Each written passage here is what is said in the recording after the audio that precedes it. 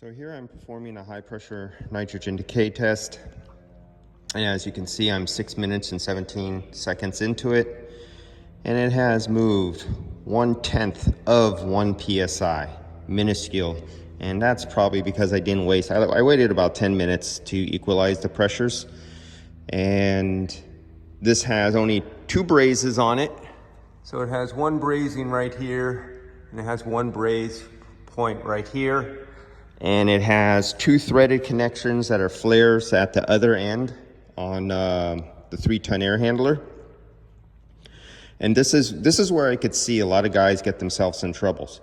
You talk about non-condensables. In this particular situation, you have an expansion valve that nearly hard shuts off. It's an electronic one, and you have to either go upstairs and open them up, or you do it the long way. I'm doing it the long way over here because I have a lot of cleanup time, and I'm over here for quite a while because I have to put it on a long vacuum.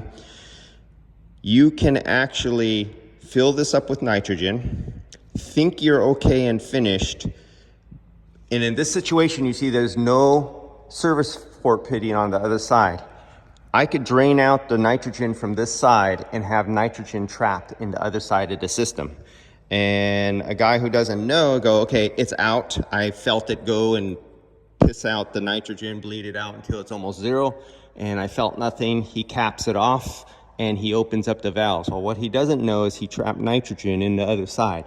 Whatever manufacturer you're working with, you have to go in, RTFM, read the manual, and you got to go through their procedures to open up the expansion valve. And it's an electronic expansion valve, and you have to open it up all the way, or at least cycle it, so it'll take the pintle back, it'll drive back to actuator and open up the low side to the high side.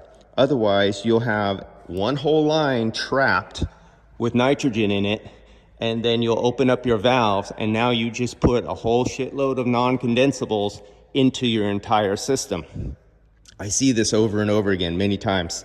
When guys think they have non-condensables and the system's been reworked a few times, this is one of the things that traps a lot of guys. Another one is if you have a control box, one of those distributor boxes, that's another one where if they're drawing a vacuum and they think they're going to charge it up with refrigerant, at the control box, the branch box, there's valves inside there, and you have to go into on your board, and you either have to press buttons, hit dip switches, or use your software on the VRF systems to open up all the valves inside, solenoids or actuator valves, to allow the refrigerant tubing to pass from one side to the other.